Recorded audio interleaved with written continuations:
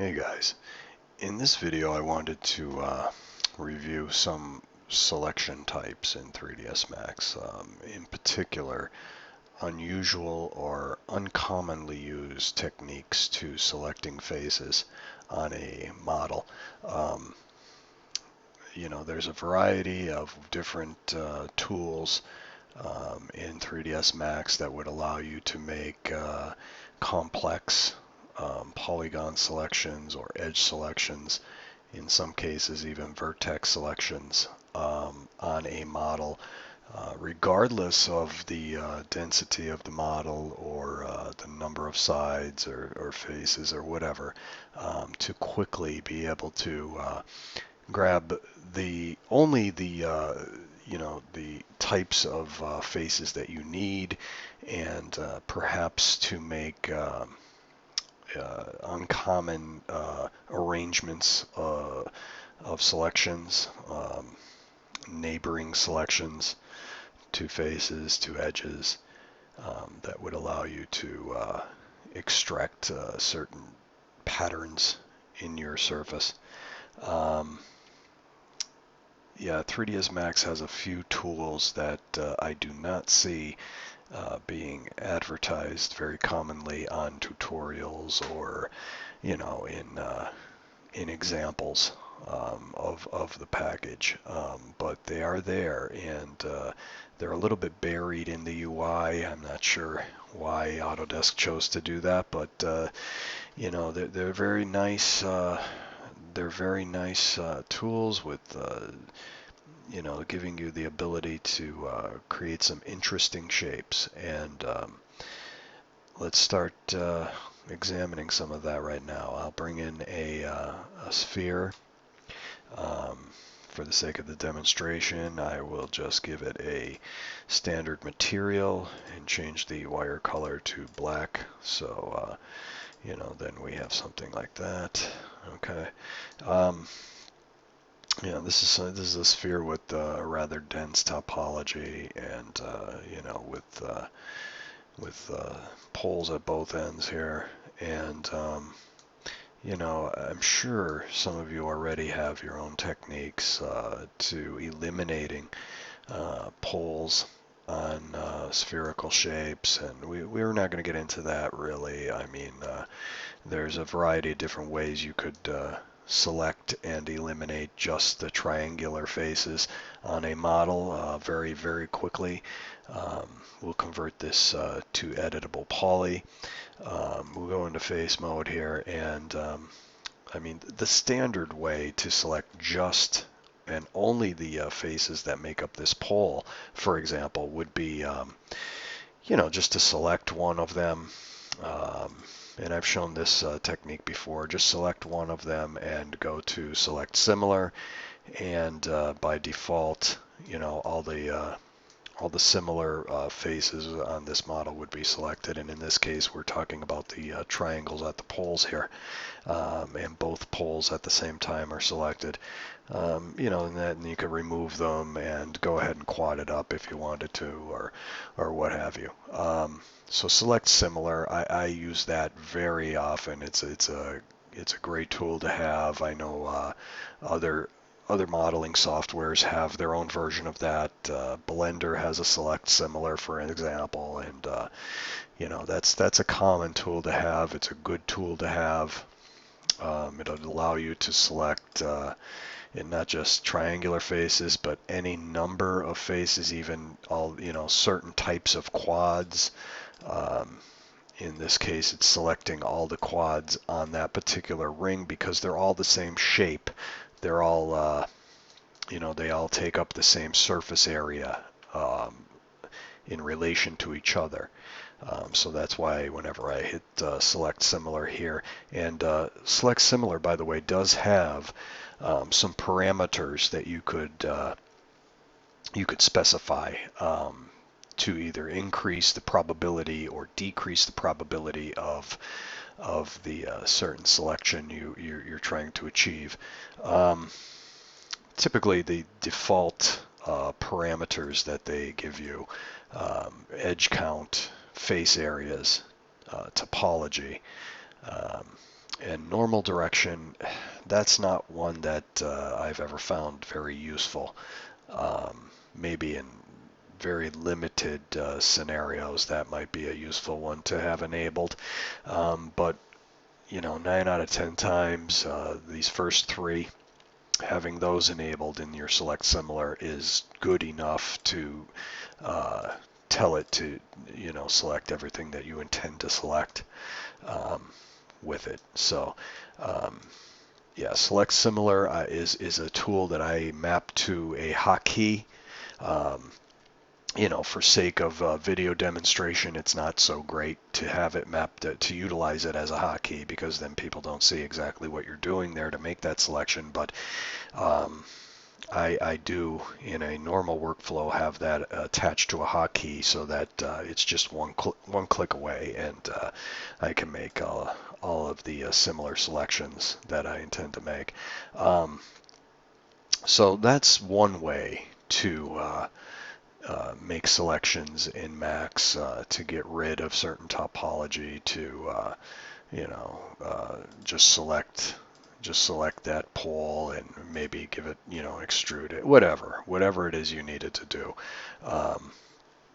However, there are other ways to do the same or very similar in 3ds Max that don't get much airplay, and people oftentimes, don't even realize that they're there. So this one is actually quite common. I've seen it used in many tutorials. The by numeric. So you have a face selected here, and you want to select all of those same kind of faces on this particular model. You could use the by numeric. It has equal to, less than, and greater than, and then a parameter to plug in a number of sides. You don't even have to have a selection enabled for this. You just need a number of sides, and then less than, greater than, and equal to what you wish to select. So by default, it's 4. It's all the quads on the model. It'd be 4 sides. So the default is 4, and then if you wanted all of the faces that have less than 4 sides, you would just hit that little arrow there. And again, it would, on this particular model, since there are only quads and these poles, it selected the poles because they're the only faces that are less than 4 on the model. But the binumeric is very good for hunting down n-gons on your model, or unusual face or edge problems that might occur during the modeling process. This is one good way to track that down and help you fix your models.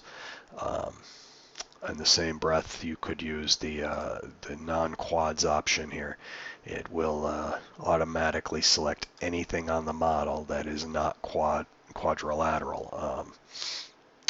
So again, in this particular model, we're just talking about the poles here. But if this model were made up of n-gons in any way, that would hunt them out and select them automatically for you. So those are very, very commonly used and very helpful in keeping your models quad, and for subdivision purposes or sculpting purposes, where quads are very important to maintain. However, there's some other features here that if you go to the modeling or the selection section of your graphite modeling ribbon, right here under the non-quads function is a drop down of some additional selection parameters that are extremely useful, but rarely ever seen in tutorials and whatnot. And I know I've had a couple friends that made some tutorials, and I thought, and they were trying to make these unusual selections, and I thought, boy, that you're doing that, and you could have just used the pattern selection or whatnot to make that happen, and it would have been instantaneous. And they'd come back and say, "Geez, I didn't know that even was there." And these are longtime Max users, some of them, and so it's hidden in the UI a little bit here, and you got to look for it. But there are some cool things here. I'll just show you, for example, some of the pattern selections that we have available to us here. There are 8 preset patterns in the pattern tool, and each one of these is pre-programmed with an algorithmic mathematical I guess selection preset, and it will grow a selection from the neighboring faces of whatever polygon you have selected on your model. So let's take this face, for instance.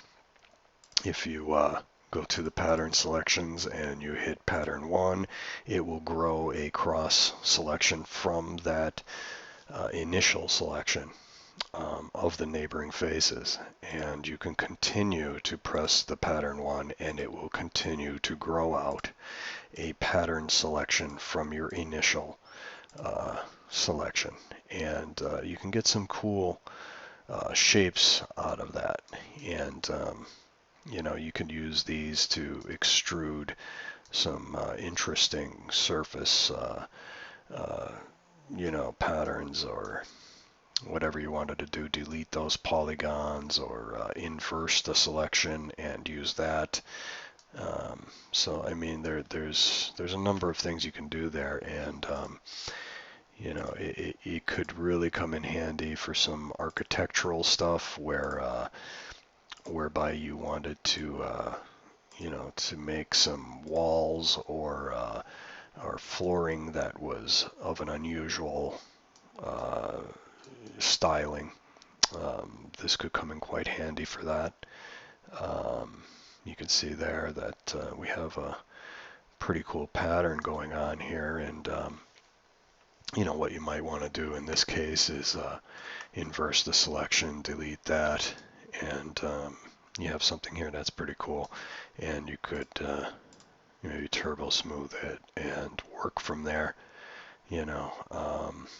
So yeah, there's a variety of things you can do, but one of the more useful ones I've found, and this could be used, I've noticed, in a variety of tutorials where they try to achieve a checker pattern selection on a surface.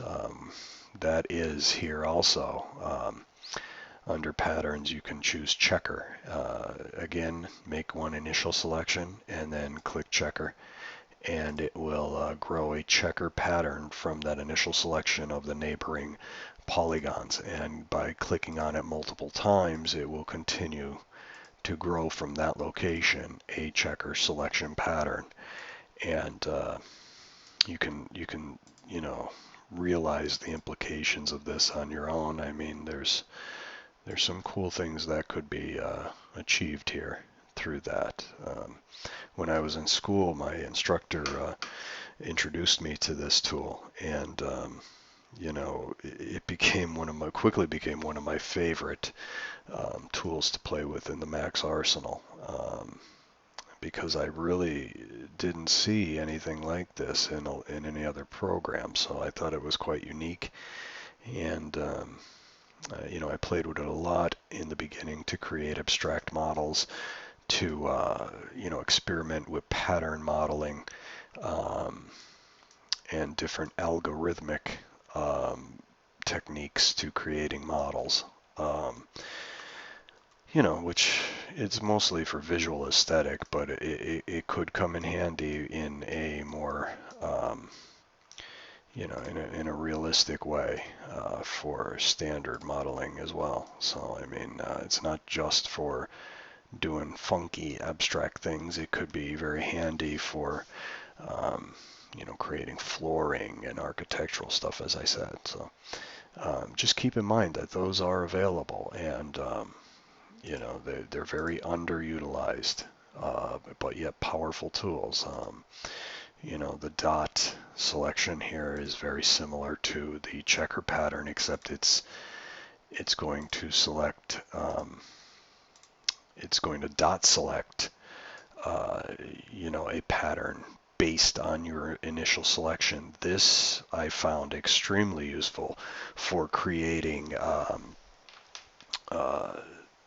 like cushioned buttons and cushions, and different things there. I mean, for example, what I mean by that is you can take this pattern selection, you can do an inset, and then you can do an extrude, and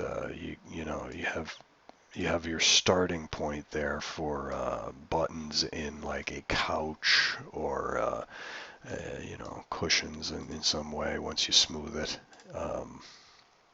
So that becomes a handy tool. Otherwise, you would be going to and having to dot select each loop, each ring, I should say, and this saves a little time in that aspect. As long as you know where your starting point needs to be, and you can grow the selection out from there. So yeah, that's something I found extremely handy in a practical way, and not just a experimental way. So something else that I wanted to bring attention to in this particular demonstration was the preview selection capabilities.